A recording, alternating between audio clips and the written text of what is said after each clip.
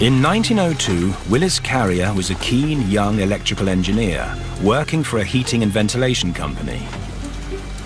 On one muggy summer morning, he was at a job. Carrier believed that you could do anything in life if you set your mind to it. He really believed in hard work. The job was at a high-quality publishing company. Extreme heat and humidity were ruining the paper as it went through the printing machines. Sackett-Wilhelms was a publishing company that published in color, and it was important for the paper to go through the printing presses the same way each time to take on a new color.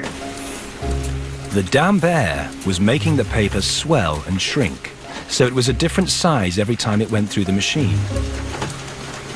This meant the colors didn't align. Carrier's assignment was to work out how to make the room's temperature and humidity remain constant.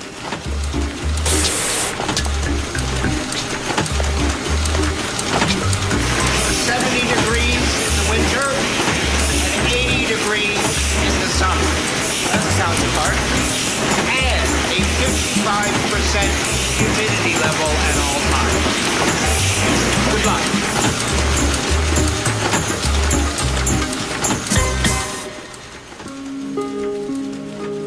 Temperature control had been done, but nobody had ever developed a safe and reliable way to control the exact percentage of humidity in a room.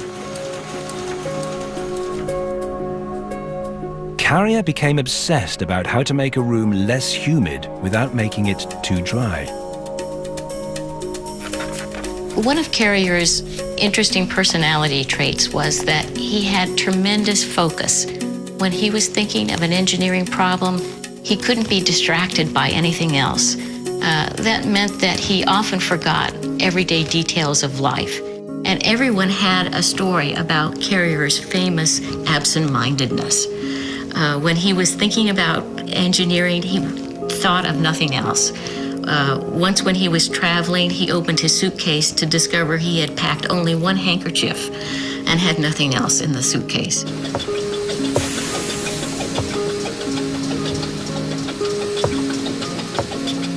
It was not until many weeks later, on the platform of a foggy train station, that answers began to surface. Carrier knew that fog was air that's 100% saturated with water. This made him think, what if he could create 100% humidity so that he had an exact starting point, then add enough dry air to reduce humidity to 55%, just as the boss requested. Carrier knew if he could recreate fog, he would have 100% saturated air. He would know precisely how much humidity he had, and he would have the basics to reproduce any relative humidity that he wanted. Carrier began to work on his theory. He built a box in which he could trap air and control what happened to it inside. He then gathered together a couple of fans, a garden sprayer, and heating coils. He used one fan to suck the hot air into the box. He then lowered the temperature of that air with a fine spray of cold water.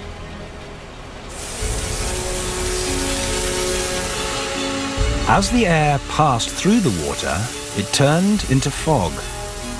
Carrier had now got 100% relative humidity. He then began reducing the level of humidity by adding a precise amount of dry air to the chamber, so as to reduce it to a relative humidity of 55%. Carrier then released that perfectly conditioned air into the printing room. His client was delighted with the result. Carrier's unique idea had created perfect temperature and humidity, the world's first air conditioner. Very few people would have thought of using water to take excess moisture out of the air. Carrier perfected his contraption and obtained a patent in 1906.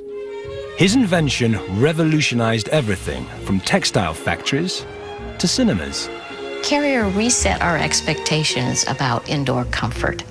We now expect to have wonderful weather every day, even if we have to stay inside to get it. He went on to form Carrier Engineering Corporation with 7 other young innovators. The result? An international company worth billions.